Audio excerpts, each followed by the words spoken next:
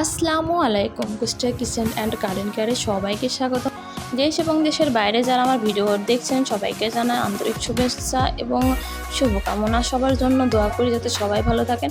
আজকে আমি নিয়ে এসেছি চায়ের রেসিপি। এটা আমাদের অঞ্চলে একটা বিখ্যাত চা, আর এর সঙ্গে থাকবে আরেকটা জিনিস যেটা আমাদের অঞ্চলের খুবই বিখ্যাত, এই যে পোড়া রুটি আর পাউরুটি আর সঙ্গে মালাই চা।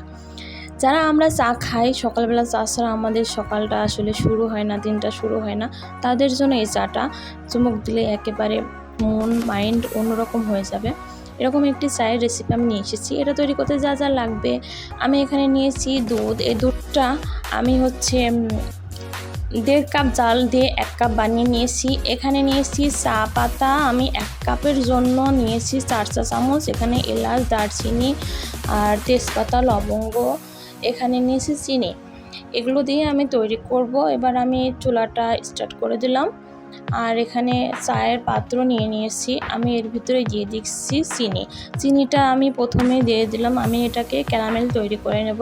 ক্যারামেলের ভিতর দিয়ে আমি চাটাকে তৈরি করব, মালাই চা যেহেতু বানাবো আমি এভাবে তৈরি করি। আর মালাই চাটা খুবই সুন্দর এবং টেস্টি, খুবই মজাদার একটি চা। আমি প্রথমেই বলেছি চাটা আসলেই মজার। ক্যারামেল তৈরি হয়ে গেছে, এবার আমি জ্বালানো দুধটাকে এর ভিতরে দিয়ে দিচ্ছি।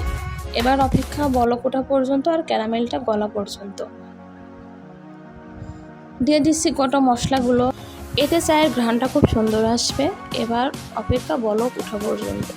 বলক উঠে এসেছে, এবার আমি চা পাতিটা ঢেলে দিচ্ছি। আমি কিন্তু 1 কাপ দুধের জন্য নিয়েছি 4 চা চামচ চা পাতি। এতে কালারটা সুন্দর হয়, আপনারা আপনাদের কালার এবং লিকার অনুযায়ী বানিয়ে নেবেন। এই যে সুন্দর একটি লিকার কিন্তু চলে এসেছে চায়ের, খুবই সুন্দর। এবং আমি এবার এটাকে ঢেলে নেব, একটা ফ্লাক্সে এটাকে আমি এবার ঢেলে নেব। এভাবে তৈরি করলে সবাই কিন্তু খুব খুশি হবে। অনেকেই আছে দুবেলাই চা খাই আসলে, তাদের জন্য, যারা দুধ চা পছন্দ করে তাদের জন্য এটা।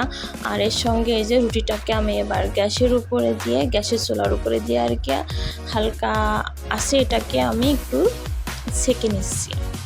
এই পোড়া রুটি, পাউরুটি আর চা দিয়ে খেতে খুবই মজা লাগে। এটা সকালের নাস্তায় আপনারা খেতে পারেন, খুবই মজাদার এবং টেস্টি।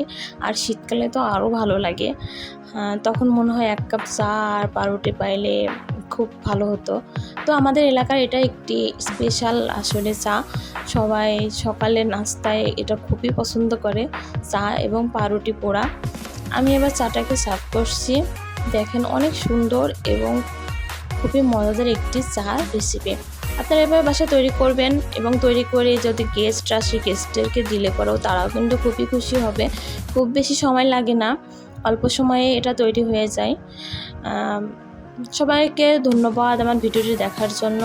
আমার ভিডিও ভালো লাগলে লাইক, কমেন্ট, শেয়ার করবেন আর আমার চ্যানেলটিকে সাবস্ক্রাইব করে দেবেন। পাশে থাকা বেল আইকনের উপর ক্লিক করবেন, তাহলে আমার নতুন নতুন ভিডিও আপনাদের কাছে সবার আগে পৌঁছে যাবে। সবার জন্য আবারও দোয়া করছি, সবাই যাতে ভালো এবং সুস্থ থাকেন।